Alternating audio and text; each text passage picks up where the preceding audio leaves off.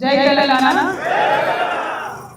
జాగృతి నాయకులకు, కామారెడ్డి నాయకులకు, రాష్ట్రం నుంచి వచ్చినటువంటి నాయకులందరికీ, అట్లానే ముఖ్యంగా కామారెడ్డి ప్రెస్ మిత్రులందరికీ హృదయపూర్వక నమస్కారాలు తెలియజేస్తా ఉన్నాను.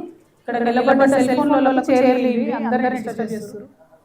సన్నిబాబు చైర్లు వేసుకోండి. సెల్ ఫోన్ కెమెరాలు ఉన్న వాళ్ళ మంచి చైర్లు ఎక్కడో అక్కడ చూస్తున్నారు అంతే. ఇడే బాబు 3 4 బయట इकडे तम्मुडी सेल फोन वाला सारे बैठ जाओ चेयर में बैठ जाओ मोइना बैठ जाओ तम्मुडी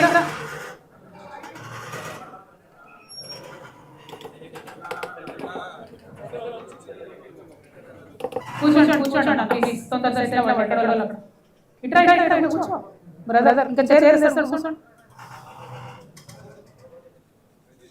మీరు ముందుకు రండి చైర్లో కూర్చోండి దయచేసి ఇంకా చైర్లు అందరికీ నమస్కారం. తెలంగాణ జాగృతి సంస్థ గత 19 ఏళ్లుగా తెలంగాణ ప్రజల యొక్క అభివృద్ధి ధ్యేయంగా తెలంగాణ ప్రజల యొక్క ఆలోచనలు ఆకాంక్షలే మాకు పరమావధిగా మేము పనిచేస్తున్న విషయం మీ అందరికీ తెలుసు. తెలంగాణ ఉద్యమం జరిగినటువంటి సందర్భంలో ఉద్యమం కోసం రాష్ట్ర సాధన కోసం ఏం చేయాలని చెప్పి నిరంతరం తప్పించినటువంటి సంస్థ తెలంగాణ జాగృతి సంస్థ. ఆనాడు ఎక్కడికి కొండలేదు ఒక్కని బండలేదు అన్నట్టు తెలంగాణ ఉద్యమంలో ఎక్కడికి పోయినా రాష్ట్రం రావాలి, తెలంగాణ ప్రజలు బాగుండాలని కోరుకుంటున్నాం. రాష్ట్రం వచ్చిన తర్వాత కూడా అదే అలవాటుగా ఎక్కడికి పోయినా సరే మరి రాష్ట్ర ప్రజలు బాగుండాలి, సుభిక్షంగా ఉండాలి అని చెప్పి మేము చేస్తున్నటువంటి పోరాటాన్ని మీరు గమనిస్తూ ఉన్నారు. మాకు ప్రొఫెసర్ జయశంకర్ గారు ఒకటే మాట చెప్పొచ్చింది, ఏ రాష్ట్రమైనా సరే ఆ రాష్ట్రం యొక్క డబ్బు పోతే తిరిగి సాధించుకోవచ్చు, అవకాశాలు పోతే తిరిగి సాధించుకోవచ్చు, కానీ ఆ ప్రాంతం యొక్క అస్తిత్వం పోతే, ఆ ప్రాంతం యొక్క సాంస్కృతిక వైభవం కోల్పోతే మళ్ళీ తిరిగి సాధించుకోవడానికి అనేక సంవత్సరాలు పడుతుంది. కాబట్టి మరి రాజకీయ పోరాటం జరుగుతుంటే ఇంకొక పక్క సాంస్కృతిక పోరాటం జరగాలి అని చెప్తే ఖచ్చితంగా తెలంగాణ సంస్కృతిని కాపాడడం కోసం మేము బలంగా పనిచేసిన విషయం మీ అందరికీ తెలిసింది. అయితే కేవలం సాంస్కృతిక పోరాటం కాకుండా ప్రతి సందర్భంలో కూడా తెలంగాణ ఉద్యమం అంటేనే రాజకీయంతో ముడిపడు కాబట్టి ఆనాడే రాజకీయాలు మాట్లాడడం, ఈనాడే రాజకీయాలు మాట్లాడుతున్నాం. ఇది ఒక ప్రజాస్వామిక దేశం భారతదేశం. ఈ భారతదేశంలో ఒక పరిస్థితి మారాలన్నా, ఒక నిర్ణయం తీసుకోవాలన్నా, ఒక మార్పు సమాజంలో రావాలన్నా అది రాజకీయ ప్రక్రియ ద్వారా జరుగుతున్న విషయం మనందరికీ తెలుసు. కాబట్టి ఆనాటి ఈనాటి ఎప్పుడు తెలంగాణ జాగృతి మేము ఒక సంస్థగా ఉన్నా రాజకీయాల గురించి మాట్లాడటం, రాజకీయాలను ప్రభావితం చేయడం, తద్వారా ప్రజలకు మేలు చేయడం అనేటువంటి సదుద్దేశంతో మేము పనిచేస్తూ ఉన్నాం. మీరు లేచిన ప్రశ్నలో అర్జున్ కూర్చోబెట్టుకోండి, కనబడుతుంది కూర్చోండి బ్రదర్, ఇంకా ప్రశ్నలో కూర్చోబెట్టుకోండి, కార్యకర్తలు నిలబడండి. అయితే మీ అందరికీ తెలుసు, జననవాడ కార్యక్రమాన్ని చేపట్టి మరి ఇప్పటికీ 11 జిల్లాలలో మేము పర్యటించడం జరిగింది. ఇంకా 21 జిల్లాలు మరి ఉన్నాయి, వాటిని కూడా పర్యటించబోతా ఉన్నాం. ఈ లోపల ఎలక్షన్ కూడా వచ్చింది కాబట్టి కామారెడ్డి జిల్లా తర్వాత స్వల్ప మార్పు చేసుకొని మరి మేము హైదరాబాద్, మేడ్చల్ జిల్లాలలో మా జననవాడ కార్యక్రమాన్ని కొనసాగించబోతా ఉన్నాం. ఈ సందర్భంగా మళ్ళొకసారి ప్రజలందరికీ తెలియజేస్తూ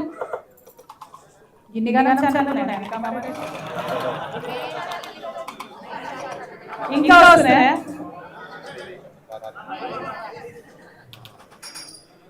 సన్నీ ఇంకో ఇద్దరు హెల్ప్ తీసుకోండి. అందరూ కూర్చొని ఉంటే ఎవరు పని చేస్తారే మనం వెళ్దాం. కుర్చీలు వేస్తాయి.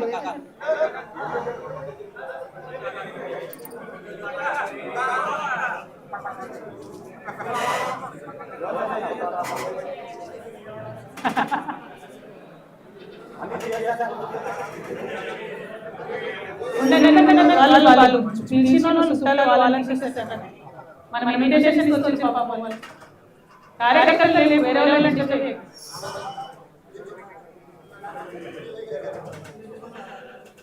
ఏ బాలే సంపన్న ఈ వ్యవహారం బాలే కామారెడ్డి నెక్స్ట్ టైం అంటే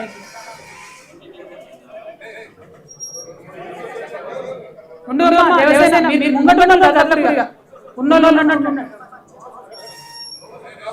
తలకాయ వస్తుందా? తల తీసేద్దామా? పక్క కొంచెం ఒక చైర్ సార్. ఓకే ఇంకొక చైర్ అన్నకి ఇప్పుడు వచ్చి ఇంకొక చైర్ బ్రదర్ రెస్టోలో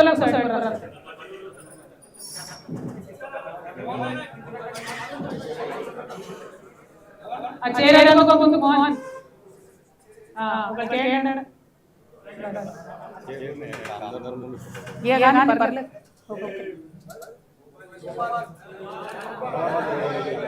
ఇది మా తప్పు కాదు.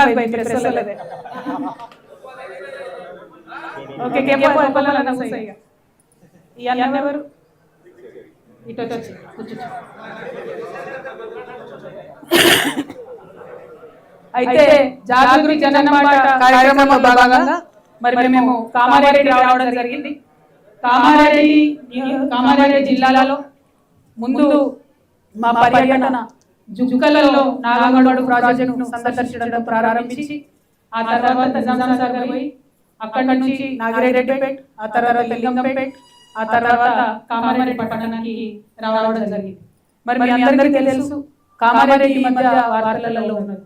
ఎందుకోసం అంటే విపరీతమైనటువంటి వర్షం వచ్చి కామారెడ్డి పట్టణంలో చాలా వాయువులు నీట మునిగినటువంటి పరిస్థితి. అయితే కామారెడ్డి ఉండేటటువంటి ఆ ప్రత్యేక పరిస్థితి దృష్ట్యా ముఖ్యమంత్రి రేవంత్ రెడ్డి గారు పర్యటన రావడం జరిగింది. ఆగస్టు 27-28 తేదీలో భారీ వర్షాలకు కామారెడ్డి అతలాకుతలమైపోయి ఈ జిల్లాలో ఉన్న 94,000 ఎకరాల్లో వరి, పత్తి, మొక్కజొన్న, సోయా ఈ కూరగాయల పంటలన్నీ కూడా వాటితో పాటు కూరగాయల పంటలన్నీ కూడా దెబ్బతిన్నాయి. మరి దెబ్బతిన్నాయి. ఆ సందర్భంలో ముఖ్యమంత్రి గారు 24 ఆగస్టుకు రాకుండా బాగా వాహనాలు పడుతున్నాయి, హెలికాప్టర్ కాబట్టి నేను తర్వాత పర్యటన వస్తానని చెప్పి సెప్టెంబర్ 4వ తారీఖు నాడు పర్యటన రావడం జరిగింది. వచ్చి ఆయన అన్ని చూసుకొని ముఖ్యమంత్రి గారు మాటలు ఏంటంటే వరదల కారణంగా చనిపోయిన వారి కుటుంబాలకు 5 లక్షల రూపాయలు ఇస్తాం, పంటలు దెబ్బతిని ఇసుక మేమలు ఎక్కడైతే వేసినాయో వారందరికీ ప్రత్యేక సాయం అందిస్తాం, పశువులు చనిపోయిన వారిని ఆదుకుంటాం, ఇల్లు కూలిపోయిన వారికి ఇందిరమ్మ ఇల్లు ఇస్తాం, వరద సాయంపై మళ్ళీ 15 రోజుల్లో సమీక్ష చేసి మీ అందరికీ అండగా ఉండడానికి ముఖ్యమంత్రి గారు చెప్పడం జరిగింది. దారుణం ఏంటంటే ఏ ఒక్కటి కూడా జరగలేదు. కేవలం 400 ఇళ్లకు 11,000 రూపాయల తక్షణ సహాయానికి అందించి బయటపడ్డారంటే ఇంతవరకు ప్రభుత్వం ఎవరు కూడా వెనక్కి తిరిగి చూసిన పరిస్థితి లేదు. నిన్న మేము పోయి మరి ఏదైతే పంటలు మునిగిపోయినటువంటి రైతులు వారి కుటుంబాలతో మాట్లాడితే వాళ్ళ బాధ కాదు, దాదాపు 2-3 ఫీట్లు ఇసుక పేరుకపోయి ఉన్నది. దాంతో పాటు వచ్చినటువంటి రాళ్ళు, రప్పలు కనీసం ఆ పొలం మొత్తం చేసుకొని చేద్దామంటే కూడా పని వారి దగ్గర ₹1 లేనటువంటి పరిస్థితి. ఎందుకంటే ఇళ్ళకి ఓడిపోయి కట్టుబట్టలతో రోడ్డు మీద ఉన్న పరిస్థితి. మరి ప్రభుత్వం మాత్రం కనీసం తిరిగి చూస్తలేదు. ఈ ముఖ్యమంత్రి గారు ఆనాడు కామారెడ్డి కూడా పోటీ చేసి మరి చాలా మంది ఆయన కూడా ఓటేసి ఇవాళ కొడంగల్ ఏదైతే ప్రత్యేకమైన శ్రద్ధ పెట్టి పనిచేస్తున్నారో కామారెడ్డిలో మాత్రం సీతక్క కన్వెన్షన్ చెప్పక తప్పలేదు. ఒక్క రూపాయి కూడా కామారెడ్డి రాలే. దాంతో పాటు ముఖ్యమంత్రి గారు వెళ్ళేటప్పుడు తొవ్వల బ్రిడ్జ్ కూడా చూసుకుంటూ పోయాను. లింగంపల్లి టు కామారెడ్డి వచ్చే మధ్యలో బ్రిడ్జ్ కొట్టుకుపోయింది. దాన్ని కూడా ఆయన రాజు చూసి ఎంత దారుణం అంటే ఇంత నాగరిక ప్రపంచంలో కామారెడ్డి లింగంపల్లి మళ్ళీ పోతుంది. ఆ బ్రిడ్జ్ కొట్టుకోకపోతే 2 నెలల పాటు నిరంతరం వార్తలు రాసిపోయినారు. ఈ పక్క బస్సు కావాలి, 30 ఫీట్ల లోతు నడవాలి, ఆ పక్క పోవాలి, అక్కడ ఆటో పట్టుకొని మళ్ళీ ఉదగా పోవాలి. అటువంటి పరిస్థితుల్లో 2 నెలలు కామారెడ్డి ప్రజలు ఇబ్బంది పడితే తర్వాత కాంట్రాక్టర్ ఇస్తే ఆయన మట్టి వచ్చిపోయాడు. ఇప్పుడు కూడా మేము ఓన్లీ మట్టి రోడ్డు, మళ్ళా వాన పడ్డా ఇంకోటి అయినా ఒక పెద్ద లారీ అయినా బస్సు అయినా ఎప్పుడేమైందో తెలియని పరిస్థితి అక్కడ ఉన్నది. అయినా కూడా కనీసం కాంగ్రెస్ ప్రభుత్వం శ్రద్ధ పెట్టకపోవడం చాలా అన్యాయం, దారుణం. ఇక్కడ షబ్బీర్ అలీ గారు ఉన్నారు, आप गुजारिश करते हैं शब्बीर भाई आप बहुत इन्फ्लुएंशियल है सरकार में, आप जरा बात कीजिए, वो जो लिंगमपल्ली का ब्रिज है उसको जल्द से जल्द बनाइए, वो अपने लोगों के जानलेवा साबित हो सकता है, तो इमीडिएटली उसके ऊपर आप एक्शन लीजिए. షబ్బీర్ అలీ గమ్మతో ఆయన గెలిచినప్పుడు ప్రభుత్వం వస్తుంది, ఇప్పుడు ఆయన ఓడిపోయిన గెలిచి టార్చర్ పెట్టున్నాడు అన్న. ఇప్పుడు బీజేపీ గెలిచిండు, ఆయన ఏ ప్రోగ్రామ్ రాణిస్తాడు, ఈయన ఎంపీలను వస్తారు, మంత్రులను పట్టుకొస్తాడు, అన్ని ఇనాగ్రేషన్లు చేస్తాడు షబ్బీర్ అలీ అన్న. చేస్తే అడుగుతాడు ముఖ్యమంత్రి గట్టిగా, మన నిజామాబాద్ చేయమన్నాడు, మన కామారెడ్డి చేయమన్నాడు, ఎందుకు అడగడం లేదు? నిజామాబాద్ లో పోటీ చేసిరు, అక్కడ ఒక రూపాయి ఇయ్యలే. మీరు కామారెడ్డి మనిషి, మీరు కామారెడ్డి ఎందుకు ఏం పని చేస్తలేరు? ఒక్క రూపాయి ఇస్తలేదు. అసలు ఈ మనకు తెలుసు, ఈ వరదల కారణమైన కాంగ్రెస్ పోయినారు,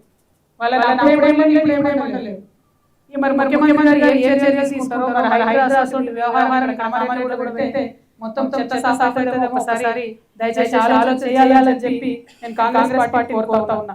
అదే విధంగా ఇక్కడ మన బీజేపీ వెంకటరామరెడ్డి గారు, ఆయన తాజా సీఎం ఓడగొట్టు, మాజీ సీఎం ఓడగొట్టిండు, చరిత్రలో లెక్క అర్థం సాధిస్తలేరు.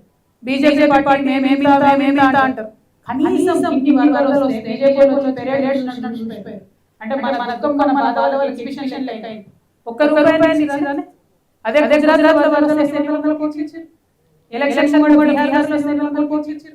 ఏమైంది, ఎందుకు ఇయ్యారు? పట్టదా కామారెడ్డి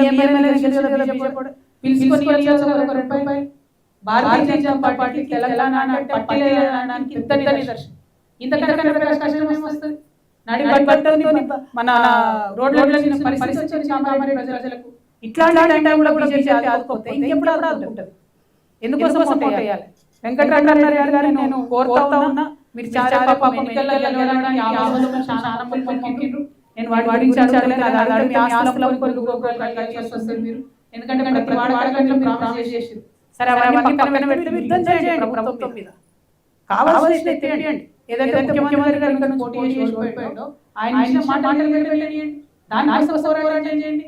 ఎందుకోసం మీరు వెంకటరామరెడ్డి గారు బీజేపీ కొట్లాడి నిలదీయాలి, కాంగ్రెస్ కూడా కొట్లాడి నిలదీయాలని చెప్పి నేను డిమాండ్ చేస్తా ఉన్నా. అదే విధంగా మరి కామారెడ్డి చాలా ప్రత్యేకత ఉన్నది.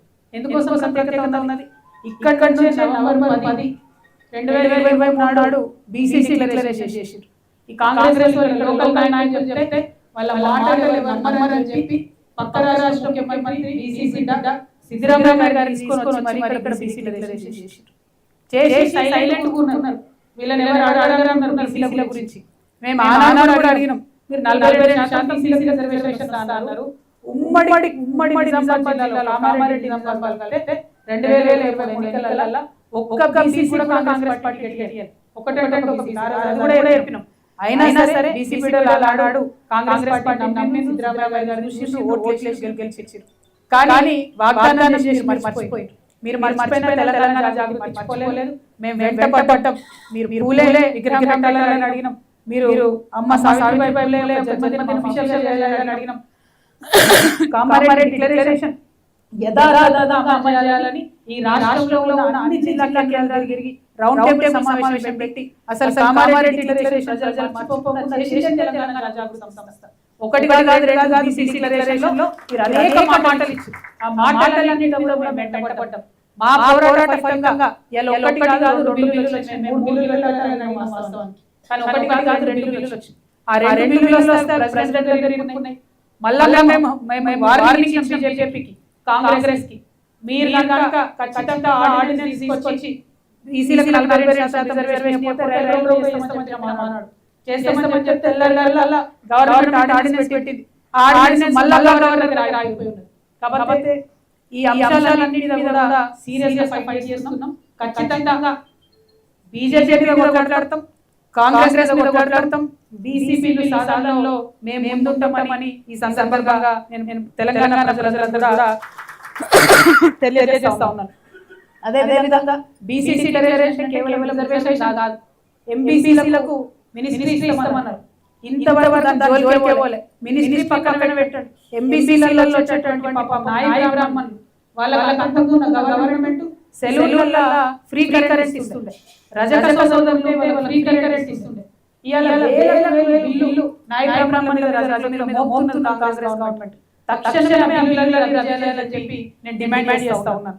అదే విధంగా ఏం మాట్లాడారు వీళ్ళు, 3 లక్షల కంటే తక్కువ వార్షిక ఆదాయం ఉంటే కంపల్సరీ ఆ విద్యార్థులందరికీ ఫీజు రీయింబర్స్మెంట్ ఇస్తామని చెప్పి అసలు దాన్ని ఊసేదే తెలియలేరు. 9,000 కోట్లు బకాయిలు అయిపోయి బీసీ ఎంసీ ఎస్సీ ఎస్టీ బిడ్డలు ఫీజు రీయింబర్స్మెంట్ రాక ఇబ్బంది పడుతున్నటువంటి సందర్భం.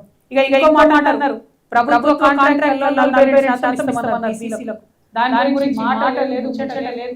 మేము హైదరాబాద్ లో మాట్లాడినాం, బీసీ కాంట్రాక్టర్స్ అసోసియేషన్ అని వస్తే మా దగ్గరికి జిహెచ్ఎంసీలో వాళ్ళ కొట్లాడి వాళ్ళ మాట తీసుకోగలిగినాం. అదే కొట్లాడి రాష్ట్రంలో కూడా చేస్తాం. ఖచ్చితంగా మీరు ఏదైతే 40% బీసీలకు కాంట్రాక్ట్ ఇస్తామన్నారో అవి ఇవ్వాలని చెప్పి నేను డిమాండ్ చేస్తా ఉన్నాను. అదే విధంగా 5 ఏళ్లలో ప్రతి సంవత్సరం 20,000 కోట్లు బీసీలకు బడ్జెట్ పెడతామని చెప్పడం బాగానే చెప్పారు. కానీ పెట్టింది ఎంత? వీళ్ళు అధికారంలోకి వచ్చిన మొదటి సంవత్సరం పెట్టింది 9,200 కోట్లు. కానీ సగం కూడా ఖర్చు పెట్టలేదు. మళ్ళీ రెండో సంవత్సరం పెట్టింది ఎంత? 11,400 కోట్లు. కానీ అందులో కనీసం పావు కూడా ఖర్చు పెట్టలేదు. అంటే కేవలం చెప్పడానికి 20,000 కోట్లు పెడతామని చెప్తారు. మరి ఎట్లా ఖర్చు పెడతలేరు, కనీసం పెట్టడానికి కూడా చేస్తలేవు బడ్జెట్ అని చెప్పి నేను ఈ ప్రభుత్వాన్ని ప్రశ్నిస్తా ఉన్నాను. ఇక అట్లానే రాజీవ్ వికాసం అన్నారు, 15 లక్షల మంది అప్లై చేసుకున్నారు. అందులో సగానికి పైగా బీసీ బిడ్డలు ఉన్నారు. మరి మీరు బడ్జెట్ ఇంట్లో వేయండి, యువ వికాసం పిల్లలకన్నా లోన్ ఇవ్వండి, అది కూడా చేస్తలేరు. ఇక బీసీ ఎంసీ కార్పొరేషన్ ఏర్పాటు చేస్తామన్నారు, అన్ని కులాల ఫెడరేషన్ ఏర్పాటు చేస్తామన్నారు. ఈ 2 ఏళ్లలో ఒక్క దగ్గర కూడా ఏ ఫెడరేషన్ నుంచి, ఏ కార్పొరేషన్ నుంచి బీసీలకు కానీ ఎస్సీలకు కానీ ఒక్క రూపాయి కూడా ప్రభుత్వం ఇవ్వలేదు. వాటిని యాక్టివేట్ చేయాలి, వాటిని ఆర్థికంగా బలోపేతం చేయాలని చెప్పి నేను డిమాండ్ చేస్తా ఉన్నాను. అదే విధంగా మరి మనందరికీ తెలుసు, తెలంగాణ మనం కొట్లాడుకున్నదే నీళ్ళ కోసం. ఈ కామారెడ్డి జిల్లాలో జుక్కల్ ఉంది, జుక్కల్ కానీ జుక్కల్ లాభం లేదు. జుక్కల్ లాభం అవుతుంది అయితే లెక్క కట్టాలి. ఇప్పుడు ఆ లెక్కకి మహారాష్ట్ర తెలంగాణ పంచాయతీ ఉంది, చాలా పెండింగ్ ఉంది. ఇప్పుడు మహారాష్ట్ర సైడ్ ఏదైతే భూమి సేకరించాలనో దాని తెలుసు కానీ అది తెలియదు. ఇక కౌలాసనాల ప్రాజెక్ట్ ఉంది, అది 9,000 ఎకరాలకు నీళ్ళు ఇస్తుంది, అది ఓకే. ఇక నాగమాడు ప్రాజెక్టు కట్టాల్సి వచ్చింది. ఎందుకోసం? కాళేశ్వరం జిల్లాలో మిగతా నియోజకవర్గాలు కవర్ చేస్తాం కాబట్టి, జుక్కల్ కాళేశ్వరం లాభం ఉండవు కాబట్టి నాగమాడు ప్రాజెక్ట్ కట్టాలి. నిన్న మేము సందర్శించినటువంటి మొదటి ప్రాజెక్ట్ అదే. మొత్తం కావాల్సి 440 కోట్లు. ఇప్పటి వరకు బీఆర్ఎస్ ప్రభుత్వం కాంగ్రెస్ ప్రభుత్వం కల్పించి 64 కోట్లు, 200 ఎకరాలు సేకరించి ఆ ప్రాజెక్ట్ మొదలు పెట్టేది ఉండే. ఏం చేసిండ్రు? 12 ఎకరాలు సేకరించిండ్రు. ఆ సేకరించిన 12 ఎకరాలు మెగా కంపెనీ ఇచ్చిండ్రు. నువ్వు ఈడ పంప్ హౌస్ కట్టు బాబు అని చెప్పి ఆయన కట్టుకుంటున్నాడు. అది కూడా బంద్ పెట్టే మధ్యలో 6 నెలలు.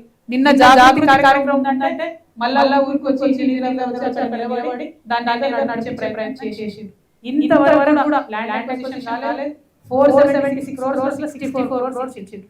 అంటే ఈ లెక్కన నాగమాడు ప్రాజెక్ట్ ఫినిష్ అవడానికి ఇంకా 12 ఏళ్ళు అవుతుంది. జుక్కల్ ప్రజలకు మాత్రం వచ్చే పరిస్థితి లేదు. సో జుక్కల్లో ఉన్నటువంటి లక్ష్మీకాంత్ గారిని డిమాండ్ చేస్తా ఉన్నా, పోయి కూర్చోండి, మేము ముఖ్యమంత్రి గారి దగ్గర కూర్చోండి, కూర్చొని నాగమాడు ప్రాజెక్ట్ చూడండి.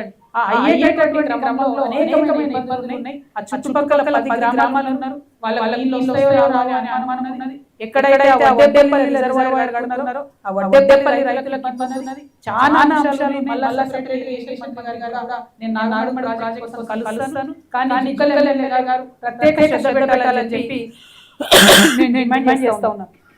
అది పోతే ఇక కాళేశ్వరం ప్రాజెక్ట్ ఏమన్నారంటే కామారెడ్డికి నీళ్ళు వస్తాయి, ఎల్లారెడ్డికి నీళ్ళు వస్తాయి, అటు దుబ్బాకకు నీళ్ళు ఇస్తారు, బాన్స్వాడ నీళ్ళు వస్తాయి, మెదక్ నీళ్ళు వస్తాయి అని చెప్పి ప్యాకేజ్ 22 మొదలు పెట్టి ప్యాకేజ్ 22 మొత్తం కావాల్సిన డబ్బు ఎంత అంటే 1,446 కోట్లు. కానీ ఇప్పటి వరకు ఇచ్చింది ఎంత 450 కోట్లు. అదే విధంగా ఈ ప్యాకేజ్ వేరే కట్టాలంటే 1500 ఎకరాల ల్యాండ్ అక్విజిషన్ చేయాలి. దాంట్లో 2వ వంతు ల్యాండ్ అక్విజిషన్ చేయలేదు. అంటే నేను బాగా చెప్తున్నా, రేపటి నుంచి బీఆర్ఎస్ అయినా చెప్తున్నా, కాళేశ్వరంతోని కామారెడ్డి జిల్లాలో ఒక్కటంటే ఒక్క ఎకరానికి నీళ్ళు రాలేదు. ఇంతవరకు కామారెడ్డి రాలేదు, నిజామాబాద్ లో కూడా ఎక్కడ నీళ్ళు రాలేదు. ఒకటే ఒక సీజన్ చేసారంటే హల్దీబాగ్ నీళ్లు తీసుకొచ్చి నిజాంసాగర్ ఇచ్చిండ్రు. ఒకటే ఒక సీజన్. ఆ తర్వాత 4 ఏళ్ళు వర్షాలు పడ్డాయి. అంతే తప్ప ఈ కాళేశ్వరం ప్రాజెక్టుతోని లాభం జరిగింది కామారెడ్డి నిజామాబాద్ లేదు. ప్యాకేజ్ నిజామాబాద్ లో ఉంటది, 22 కామారెడ్డిలో ఉంటది. ఈ రెండింటి మధ్యలో కొండం చెరువు అని ఒకటి ఉంటది. ఆ కొండం చెరువు నిజామాబాద్ లో కొండం చెరువు కామారెడ్డి రావాలి. ఇప్పుడు కొండం చెరువు చేసేసారు. ఒరిజినల్ కెపాసిటీ 3.5 TMC ఉండే, దాన్ని 0.8 TMC చేసి, అంటే అనుకున్న స్థాయిలో రావు. మరి కొండం చెరువు కెపాసిటీ 0.8 TMC చేసినప్పుడు ఇక్కడ ప్యాకేజ్ 1400 కోట్లు ఎంత ఉంటుంది? తగ్గాలి కదా, తగ్గదు కదా మాత్రం. ఎందుకంటే కాంట్రాక్ట్ పైసలు తగ్గదు. నేను తెలంగాణ ప్రజలు తెలియజేసేది ఏంటంటే నిజామాబాద్ కామారెడ్డి రెండింటికి కూడా కాళేశ్వరం ఒక నీళ్ళు రాలేదు. ఈ 2 ప్యాకేజీలలో కూడా ఖర్చు చేసింది కాంట్రాక్టర్లకు, ప్రజలకి లాభం జరిగింది లేదు. అదే విధంగా మరి ఎల్లారెడ్డి చూసినా, కామారెడ్డి చూసినా, జుక్కల్ చూసినా, బాన్స్వాడ చూసినా, ఎక్కడైనా కూడా నీళ్లు అదనంగా మనకు వచ్చింది ఏం లేదు. ఇవాళ జరగాల్సింది ఏంది? ఏదైతే మన నిజామాబాద్ కట్టిండో అప్పుడు ఉన్నటువంటి ఇంజనీరు నవాజ్ అలీ జంగూర్ ఏదైతే నిజాంసాగర్ ప్రాజెక్ట్ కట్టిండో ఆయన కట్టింది 30 TMC తోని 3 లక్షల ఎకరాల ఇవాళ దాదాపు కట్టి, అది ఇప్పుడు మొత్తం కూడా మట్టి ఉరుకుపోయి ఉన్నది. తప్పకుండా కాంగ్రెస్ ప్రభుత్వం చేయాల్సిన పని ఏంటంటే అర్జెంటుగా మట్టి తీయాలి. తీస్తే కాళేశ్వరం మొత్తం కామారెడ్డి జిల్లా కూడా సస్యశ్యామలం చేసుకునేటటువంటి ఆస్కారం ఉంది. కాబట్టి దాన్ని తీయాలని అడుగునా. అట్లనే నిజాంసాగర్ చూసినాం మేము, చాలా మంచి టూరిస్ట్ కేంద్రంగా ఉండే. ఇప్పుడు అక్కడ ఉన్న పాత పార్కులను నాశనం చేసిండ్రు, గెస్ట్ హౌస్లను నాశనం చేసిండ్రు. మరి జుక్కల్ అప్పుడు చూసిన మీడియాలో ఆయన చదువుకున్నాడు, దాన్ని టూరిస్ట్ స్పాట్ తయారు చేయడానికి జుక్కల్ ప్రత్యేక శ్రద్ధ పెట్టయితే స్థానికులకు ఉద్యోగాలు వస్తాయి. అదే విధంగా కొంత డెవలప్మెంట్ జరిగేటటువంటి ఆస్కారం ఉందని భావిస్తా ఉన్నాను. ఇక మేము ట్రావెల్ చేసేటువంటి క్రమంలో పత్తి రైతులు కలిసి చాలా మంది వాళ్ళకి అనేకమైన ఇబ్బందులు ఉన్నాయి. ఈసారి అయితే ఈ టెంపరీగా ఈసారి కష్టాలే కాకుండా ఎప్పుడైనా కామారెడ్డి జిల్లా పత్తి రైతుల లాభం జరగాలంటే ఖచ్చితంగా నీళ్ళు రావాలని అడుగుతా ఉన్నారు. దాని మీద స్థానికంగా నాయకులు దృష్టి పెట్టాలి. మనం కూడా జాగృతి ప్రత్యేకంగా నీళ్ళ కోసం కార్యాచరణ తీసుకోవాలని చెప్పి మిమ్మల్ని తెలియజేస్తా ఉన్నాను. అదే విధంగా పోడు భూములు చాలా వందల వేల ఎకరాలు కూడా పోడుల పట్టాలు పెండింగ్ ఉన్నాయి. దానికి సంబంధించి ఒక కార్యాచరణ తీసుకోవాల్సిన అవసరం ఉంది. ఇదే ముఖ్యమంత్రి రేవంత్ రెడ్డి గారు కాయస్థంబాడలు ఉన్నారు, వాళ్ళ మస్తు వాగ్దానాలు చేశారు. కనీసం ఆ వాగ్దానాలను పక్కన పెడితే పోడు పట్టాలను ఇవ్వాలని చెప్పి నేను డిమాండ్ చేస్తా ఉన్నాను. ఇక ఇందిరమ్మ ఇళ్ల గురించి ఎంత తక్కువ అంత మంచిది. ఎంత ఘోరం అంటే దారుణమైన పరిస్థితి అంటే వచ్చిన వాళ్ళకే ఇల్లున్నోళ్ళకే ఇచ్చిండ్రు. అది కూడా కాంగ్రెస్ కార్యకర్తలకి ఇచ్చుకున్నారు. ఎక్కడో ఇస్తే లంచం తీసుకున్నారు. సరే ఏదో కట్టిస్తారా అంటే ఇప్పుడు ఉన్న ఇల్లు కొట్టుకుంటేనే ఇందిరమ్మ ఇస్తామని చెప్తున్నారు. నిజంగా ఆలోచించాలి. ఉన్న ఇల్లు కొట్టి ఉండాలి వాళ్ళు. సిటీలో కావచ్చు, ఊర్లలో కావచ్చు, ఉన్న ఇల్లు కొట్టుకుంటే ఎక్కడ పోయి ఉండాలి? మరి ఉన్న 2-4 నెలల్లో రెంట్ కడతారా? ఊర్లలో కిరాయిలు ఇస్తారా? ఇయర్ ప్రాక్టికల్ పరిస్థితులు మనకు తెలిసినాయి. దాన్ని ఏదైనా దయచేసి ఎమ్మెల్యే స్థాయిలో ఆలోచన చేసి మంచి సొల్యూషన్ వెళ్ళాలని చెప్పి నేను డిమాండ్ చేస్తా ఉన్నాను. ఇందిరమ్మ ఇళ్లకు డబ్బులు అడుగుతున్న విషయం ముఖ్యమంత్రి గారు తెలుసుకోవాలి, షబ్బీర్ అలీ గారు తెలుసుకోవాలి. కాంగ్రెస్ కార్యకర్తలు కట్టడి వాళ్ళకి ఇవ్వాలని చెప్పి నేను డిమాండ్ చేస్తా ఉన్నా. ఇక మనకు మంచి పెద్ద ఆలయాలు ఉన్నాయి. ఒకటి లింగేశ్వర స్వామి ఆలయం నాగిరెడ్డిపేట మండలంలో, ఎల్లారెడ్డి నియోజకవర్గంలో, అదే విధంగా కాలభైరవ స్వామి టెంపుల్. ఈ రెండింటిని కూడా నేను స్వయంగా డబ్బులు చెక్కులు రెడీ చేస్తే కూడా అంతంత గారు ఇయ్యకుండా అడ్డుపడ్డారు. మరి అడ్డుపడ్డావు మీరన్నా అంటే అప్పుడు తెలియలేదు, ఇప్పుడు తెలియలేదు. మనుషుల మీద కోపమే, దేవుళ్ళ మీద కోపమే, ఎక్కడ కనీసం ఇప్పటికన్నా త్రిలింగేశ్వర స్వామి వారి ఆలయానికి, కాలభైరవ స్వామి టెంపుల్ కి మీరు ముందడుగు వేయాలి. మీరు ముందడుగు వేయకపోతే మేము జాగృతి నుండి సిఎస్ఆర్ ఫండ్స్ తీసుకొచ్చి వాటిని డెవలప్ చేస్తామని చెప్తా ఉన్నాం. మరి ఎల్లారిలా ఇప్పుడు ఎమ్మెల్యేలు ఉన్నారు, ఆయన మదన్ మోహన్ ఆయన ఎట్లా కూడా అక్కడ మర్చిపోయినట్టున్నారు. ఆయన 3 నెలలకు చెప్తారు, 3 నెలలు అక్కడ 2 నెలలు చాలా దారుణమైన పరిస్థితి ఉంది. మరి ఎమ్మెల్యేలు కనీసం ప్రజలలో ప్రజలు ఆలోచించాలి. అయితే ఈ రోజు కామారెడ్డి జిల్లాలో ఉన్నటువంటి యువ మిత్రులందరూ కూడా కోరుతా ఉన్నా, ఇప్పుడు సర్పంచ్ ఎన్నికలు వచ్చినాయి, మీ ఊర్లలో అందరూ వస్తారు, ఖచ్చితంగా ప్రశ్నించండి దయచేసి. ఎందుకంటే 15 రోజుల తర్వాత మళ్ళీ ఎవరు కనబడరు. కాంగ్రెస్ వచ్చినా, బీజేపీ వచ్చినా, బీఆర్ఎస్ వచ్చినా క్వశ్చన్ చేయండి.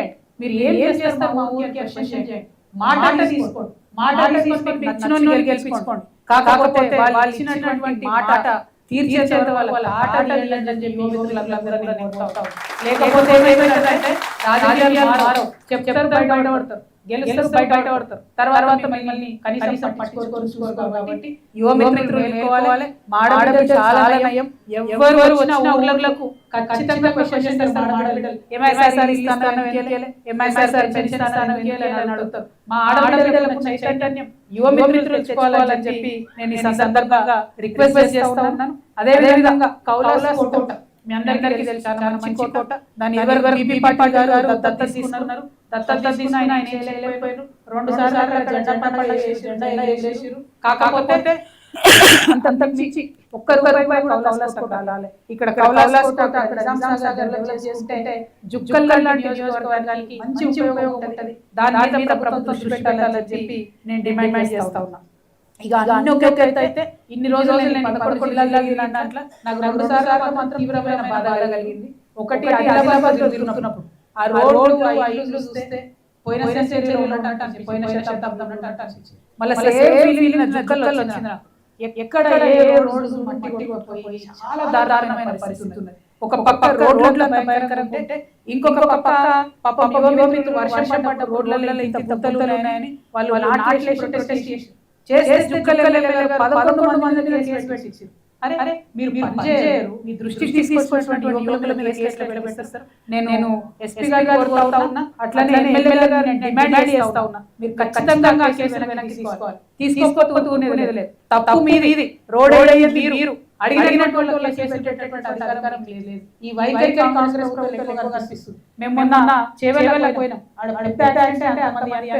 అక్కడ కూడా జరిగింది. పాపం ఇక్కడ కూడా మనం సరి చేసుకోవాలి, రోడ్లు చేసుకోవాలి. 11 మంది పిల్లలు ఉద్యోగాలు రాయాలి, వాళ్ళ భవిష్యత్తు పాడైతే ఖచ్చితంగా వెనక్కి తీసుకోవాలని చెప్పి నేను ఎస్పీ గారు డిమాండ్ చేస్తున్నా. మీ అందరికీ చెప్పి ఫాలో చేస్తాను.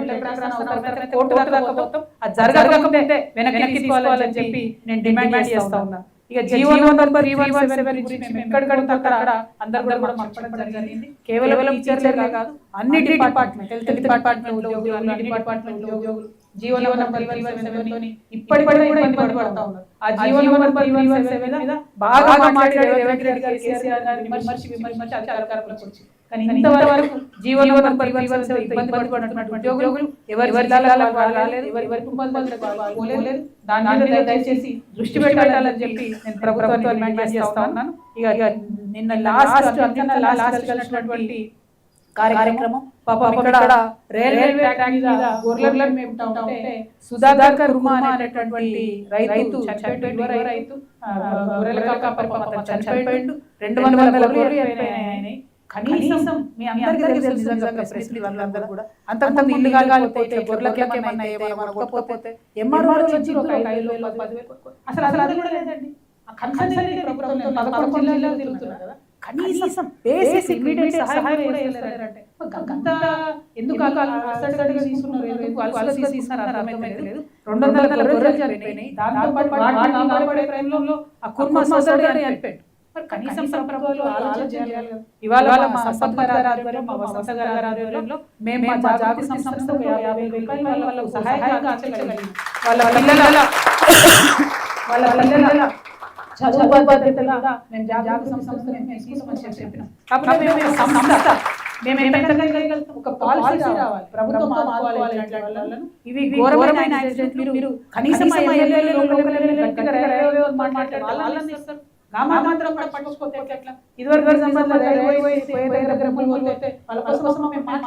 ఇప్పించుకోగలిగిన కాంపెన్సేషన్ ఆ మాత్రం ప్రజాప్రతినిధి తీసుకోవడం అన్నది చాలా దారుణం, అన్యాయం. దీని మీద చాలా బలంగా మరి పోరాటాలు, రైల్వే వాళ్ళతో కొట్లాడాలి, రైల్వే వాళ్ళు కూడా కొట్లాడాలి. అదే విధంగా ఈ గొర్రెలకు సంబంధించి చూసుకున్నట్టయితే రెండో విడత పంపిణీ కంప్లీట్ గా ఆగిపోయినటువంటి పరిస్థితి కనబడుతున్నది. మరి డీడీలు కట్టించుకున్నారు ఇంతవరకు కట్టిన గవర్నమెంట్ లో. ఇప్పుడు ఈ గవర్నమెంట్ కానీ ఇంతవరకు గొర్రెలు ఇస్తలేరు. ప్రాబ్లం ఏంటంటే మా యాదవ్ సోదరులు, మా సోదరులు పెద్ద ధనవంతులు కాబట్టి వాళ్ళు తెచ్చుకొని డీడీలు కట్టుకున్నారు. మరి 2-3 ఏళ్ళు అవుతుంది. ఇయ్యకపోయేసరికి అప్పులు వడ్డీలు అవుతుంది. తక్షణమే గొర్రెలని చెప్పి నేను డిమాండ్ చేస్తా ఉన్నాను. మరి అదే విధంగా చాలా సమస్యలు మా సంపత్ ఈ సమస్యలన్నీ నాకు ఇక్కడనే సాయం అవుతుంది. ఓవరాల్ గా ఒక్క విషయం మాత్రం అర్థమవుతుంది మా జాగృతి జన మాటలో, ఎక్కడ సమస్య ఉంటే అక్కడ జాగృతి వెళ్ళి పరిష్కరించే ప్రయత్నం, ప్రభుత్వాల దృష్టికి ఆ సమస్యలు తీసుకొచ్చేటటువంటి ప్రయత్నం, దీర్ఘకాలిక సమస్యలు ఇరిగేషన్ లాంటివి వాటి వేరే అప్రోచ్ చేస్తున్నాం. తక్షణ పరిష్కారమైన సమస్యలను రకరకాల అప్రోచ్ చేస్తున్నాం.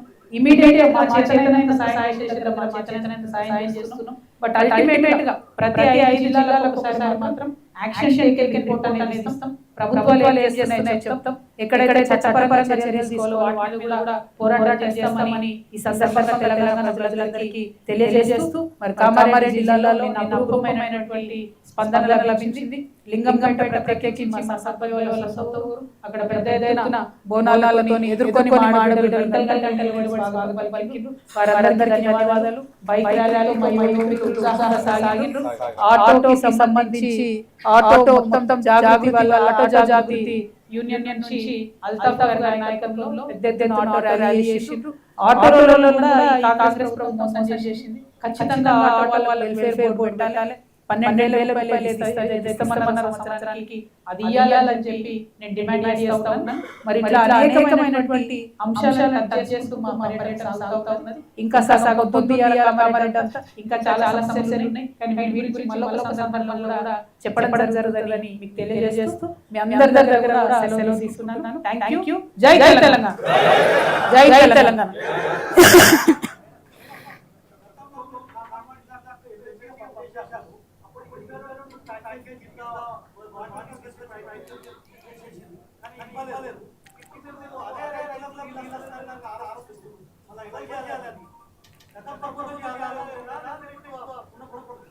ఓకే, ప్యాకేజ్ 22 కింద ఫస్ట్ మేము ఎంపీ అయిన తర్వాత ప్యాకేజ్ 21 డిజైన్ చేసినప్పుడు 21 డిజైన్ ఒకలా ఉండే, 22 వచ్చేటప్పటికి కాలువల డిజైన్ పెట్టినప్పుడు వేల ఎకరాల పోతుంది అని రైతులు చెప్తే ఒక 2 సంవత్సరాలు లేట్ చేసినాం. కానీ ఆ డిజైన్ మార్చి మేము పైపుడు వాటర్ సప్లై పెట్టడం జరిగింది. డబ్బులు ఎక్కువైనా సరే కేసీఆర్ గారికి ఇచ్చి ఆనాడు పైపుడు వాటర్ సప్లై చేయాలని చెప్పి చెప్పడం జరిగింది. మా బాధ్యత మేము ఏదైతే రైతులు చెప్పారో దాన్ని మార్చి కాలువల నుంచి కెనాల్ నుంచి పైపుడు వాటర్ సప్లైకి మార్చినాం. సో భూమి అక్విజిషన్ అన్నది ల్యాండ్ అక్విజిషన్ తక్కువ చేసినాం. కానీ మేము తక్కువ చేసిన తర్వాత కూడా ఆ ప్రభుత్వంలో జరిగినటువంటి తప్పు, కొనసాగుతున్నటువంటి తప్పు, అందులో అప్పటి ఇప్పటి వరకు ల్యాండ్ అక్విజిషన్ చేసుకోలేదు. నేను ఎమ్మెల్సీగా ఉన్నా, ఇంకొకరు ఎమ్మెల్సీగా ఉన్నా, వాస్తవం ఏంటంటే కఠోర సత్యం ఏంటంటే పని జరగలేదు. కాళేశ్వరం కామారెడ్డి జిల్లాకు. కాబట్టి నేను కోరేది ఏదైతే ప్రాజెక్ట్ ప్రభుత్వం మొదలు పెట్టిందో ఇంకొక ప్రభుత్వం దాన్ని కొనసాగించాలి. కొనసాగించకపోతే ఇక్కడ అంటే తెలంగాణ ప్రాజెక్ట్ ఒకవేళ ప్రభుత్వం కాళేశ్వరం కొనసాగించదలుచుకోకపోతే కామారెడ్డి ప్రజలకి ఇవ్వాలనుకుంటే అయితే కాళేశ్వరం పనులు మూసేస్తాం అనుకుంటే అదన్నా వాళ్ళు చెప్పాలి. 2 ఏళ్ళు అయిపోయింది కదా, ఇప్పుడు కూడా కేసీఆర్ ఎట్లా? అది కాదు, కేసీఆర్ ప్రజలు కూడా ఓటేసి ఇప్పుడు జరగాల్సింది ఏంది? కాళేశ్వరం ప్రాజెక్ట్ కామారెడ్డిలో ఉన్నది, ముందంతా ప్రభుత్వం ఏం చేస్తుంది ఆ విషయం వాళ్ళు చెప్పలేరు. దయచేసి మీరు వారిని కూడా చేయవలసిందిగా నేను కోరుతా ఉన్నాను.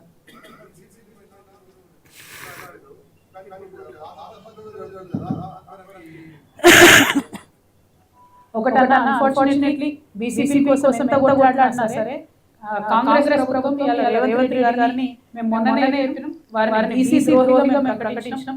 ఎందుకంటే ఈసారి వెళ్ళిపోయారు ముఖ్యమంత్రి గారు. ఒక్క లెటర్ एक खाता को नहीं था सर, जाके मोदी साहब से पूछे कि 40% रिजर्वेशन पास करा दो, एक खत नहीं था.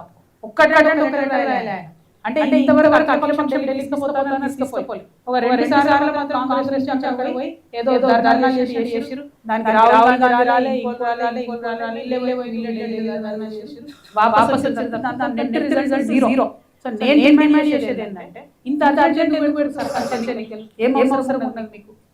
జయలలిత గారు తమిళనాడులో 9 ఏళ్ళ ఎన్నికలు ఆపితే అక్కడ రిజర్వేషన్ వచ్చింది బీసీలో, బీసీలోకి వచ్చి ఎంసీసీలోకి వచ్చి మరి వాళ్ళ ఉద్యమం సాగుతున్నది. అందరు మొత్తుతున్నారు, కావాలని కోరుకుంటున్న వీళ్ళకి తడాడేముంది?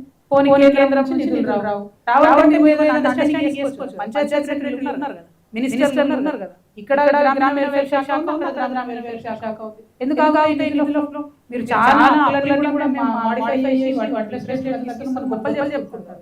మరి ఇది చేయండి, ఎందుకు చేయరు? అంటే మీ మైండ్లో మీ మనసులో బీసీలకు న్యాయం ఉద్దేశమే లేదు కాంగ్రెస్ పార్టీ. ఉంటే ఎన్నికలు పెట్టారు.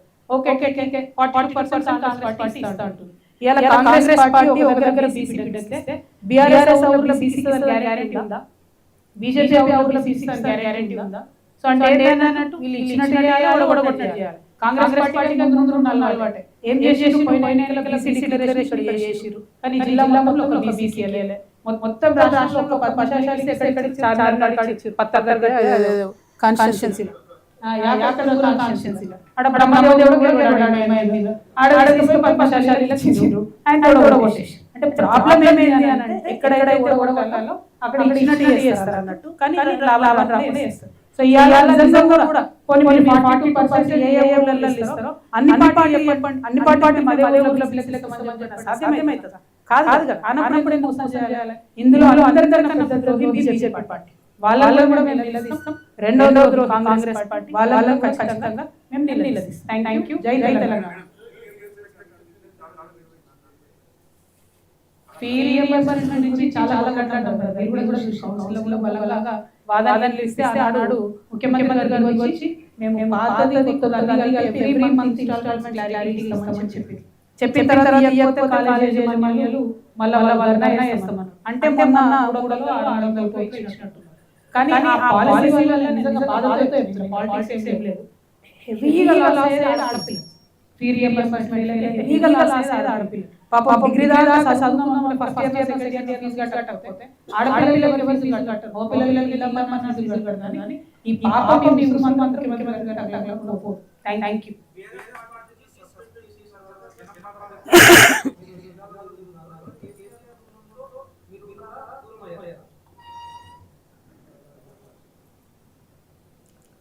అంటే నన్ను కుటుంబం నుండి దూరం చేసేసామని చెప్పి దూరం చేయాలని చెప్పి చేసినటువంటి కుట్రలో భాగంగానే నన్ను బీఆర్ఎస్ పార్టీ నుండి సస్పెండ్ చేయడం జరిగింది.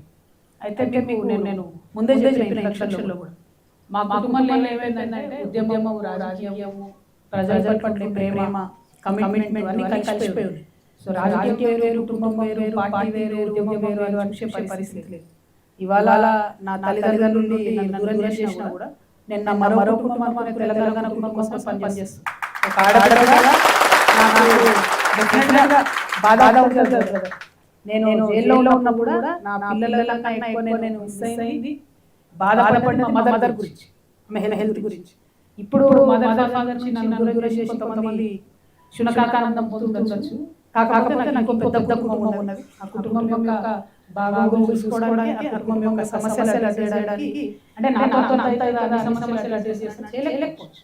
కానీ నేను అడుగుతా, బరాబర్ అడుగుతా, వీళ్ళ సమస్యలు సాల్వ్ చేయడానికి నా వంతు ప్రయత్నం నేను చేస్తాను. సో మరో కుటుంబాన్ని నేను తెలంగాణలో వెతుకుంటున్నా. మీరందరూ పెద్ద కుటుంబం ఉన్నారు, టెన్షన్ పడేది ఏం లేదు.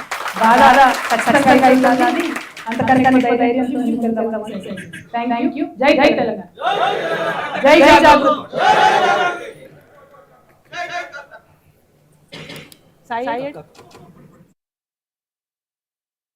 ప్రెస్ మిత్రులందరికీ మళ్ళీ ధన్యవాదాలు. మా జాగృతి కమర్ శాఖ తరఫున కొంచెం క్షమాపణలు అరేంజ్మెంట్ చేయాలి. టిఫిన్ తిన్నారా అందరూ? చేయలే ఇంకా అరేంజ్మెంట్ చేసి